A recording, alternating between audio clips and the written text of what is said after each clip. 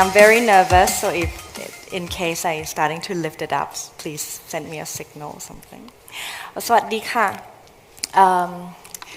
I'm from the Mafa Luang Foundation, and I will be talking about the Doi Tung development project and its brand. As many of you already know, that Doi Tung is located in one of the heart of the Golden Triangle, but today many international organizations recognize it as a world model in sustainable development and also for its social entrepreneurship. Well, let me start by talking about what just happened to me a few weeks ago. I was sharing the future picture of Doi Tung with the scholar, telling him my thoughts about a path to its sustainability. And his response that shocked me was that it was, don't be romantic, that it was too far-fetched. So I stopped there, but not because I was discouraged. But what came to my mind then was this one story that my boss once told me. He said that when the project was started 27 years ago, and he was sharing his vision of how Doi Tung would turn into a hit tourist destination, how it will become financially self-sustained, and how it will be a learning venue from people across the world to this representative of a foreign aid agency. That person told him that his vision was too far-fetched. In 1987, when the Thai army first learned of the Princess Mother's wish to reforest and develop Doi Tung, and as well as to build her house in that area, their first reaction was impossible. There was no road, no water, no electricity. Only a few years earlier, it was Khun Sa, the drug kingpin's stronghold. So it was just too dangerous, and they couldn't guarantee her safety, basically. So Doi Tung was basically started with dreams and imagination. And then strong leadership, human-centric management, and it can be done attitude that help enable us to realize those dreams. Over 27 years ago, reality was this: denuded hill from slash and burn shifting cultivation. People relied on rain-fed rice, which was only enough for them to eat 6 months a year. The majority of the population were poor ethnic minorities with neither citizenship nor access to the outside world. People were trapped in this vicious cycle of sickness, poverty, and ignorance. Opium cultivation and human trafficking was their only main source of cash income. But in all of this, in this situation, our founders only saw possibilities, opportunities, and potential. They looked into the eyes of the people and felt needed, but they didn't waste their time to feel sorry, but they looked into the root cause and focused on how to fix it, to free these people from the trap and to enable them to stand on their own feet and coexist with nature. It was all common sense. The target area covers 150 square kilometers. To have a solid plan, we need to know the area inside out.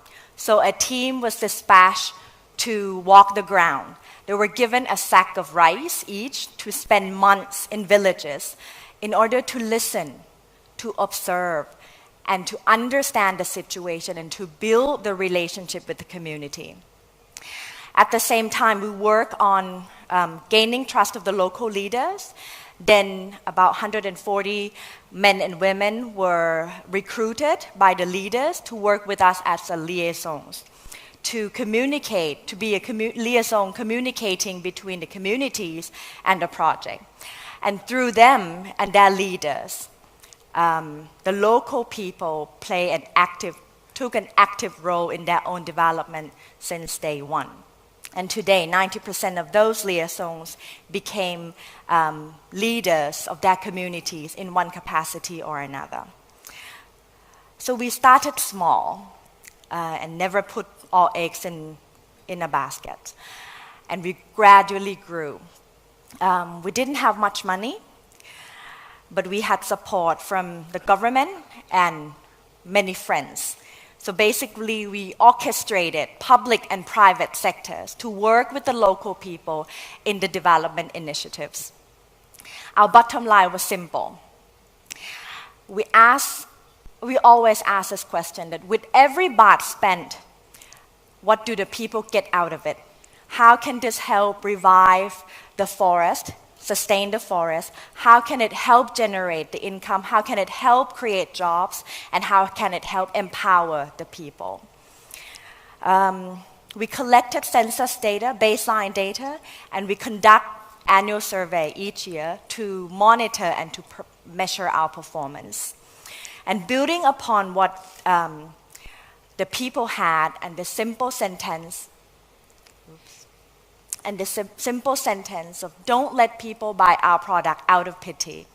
We work with the local people and develop four business units, handicraft, horticulture, tourism, and food, which are our engine to drive sustainability. And with the revenues from all these 4 business units, we have been able to become financially self-sufficient since 2001. And these are just the, let's say, byproduct of our efforts. Okay. The real products are these, are the dignified life of these people and the thriving forest of Doi Tung. Today, people have increased income.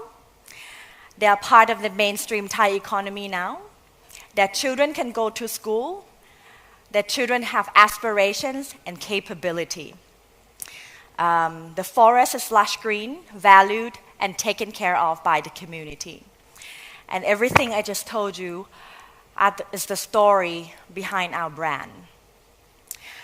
Brand Doi Tung today not only differentiate us from other products and services in the market, but it also help foster and reinforce the culture of excellence and continually drive the people, the Doi Tung people, to exceed their limitation with awareness to the environmental consequences of their action. It also helps attract partners and broaden our reach. Okay? Unless the people of Doi Tung, only after the people of Doi Tung can raise themselves to international standards, could they be able to compete, be competitive in the real world market and be fully self-sufficient.